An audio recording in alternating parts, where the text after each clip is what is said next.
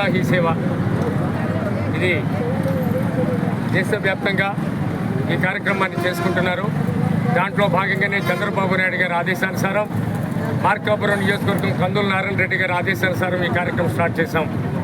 ఇది అక్టోబర్ 2వ వరకు ప్రజలకు ఒక అవగాహన కలగట్టుకు ఏర్పాటు చేసే కార్యక్రమం. ప్రజలందరూ కూడా ఈ కార్యక్రమానికి మద్దతు పలకాలి. ఈరోజు ఎంత సుందరంగా ఎలాంటి నిర్మాణాలు చేసుకున్నా ఎలాంటి పనులు చేసుకున్నా కూడా అపరిశుభ్రత అనేది ఉంటే దానికి అందవిహీనంగా ఉంటుంది.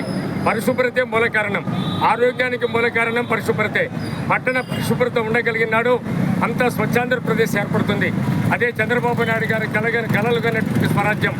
ఎటువంటి పరిస్థితుల్లో మనందరూ స్వచ్ఛందంగా ముందుకు వచ్చి ఎటువంటి అపరిశుభ్రత విధానాల్లో ఏమీ లేకుండా ముందుకు రావాలి.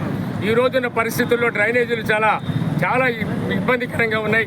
కొన్ని చోట్ల డ్రైనేజ్ వాటర్ కూడా ప్రవహించే పరిస్థితి లేదు. దాన్ని ఏదైనా సరే డిపార్ట్మెంట్ వారు దాన్ని జాగ్రత్తగా శ్రద్ధ తీసుకోవాల్సిన అంశం ఉంది.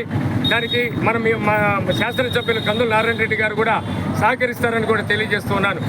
ఈరోజు రోడ్లు వాళ్ళు ఎంత బాగా చేస్తే దాన్ని ఎంత చక్కగా ఉంచుకుందని ఆలోచన చేయాలి. ఇళ్లలో మహిళలు కూడా ఈరోజు చెత్తనంతా కూడా తడి చెత్త పొడి చెత్త అనే విధానం చేశారు.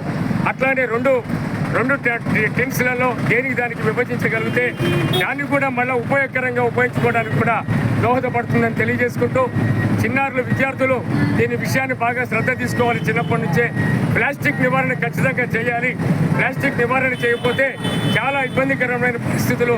ఈ రోజున క్యారీ బ్యాగులు కూడా దాన్ని నివారణ చేసుకుంటూ మరి నూలుతో తయారు చేసినటువంటి కవర్లు వస్తే బాగుంటుందనేసి ఎప్పటి నుంచి అనుకుంటున్నారు.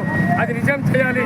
ప్రభుత్వం కూడా దీన్ని శ్రద్ధ తీసుకుని ముందుకు పోతుంది కాబట్టి ప్రజలందరూ కూడా దీన్ని ఈ యొక్క కార్యక్రమాన్ని సక్సెస్ చేయాలని కోరుకుంటూ ఈ అవకాశం ఇచ్చిన అందరికీ కృతజ్ఞతలు తెలియజేసుకుంటూ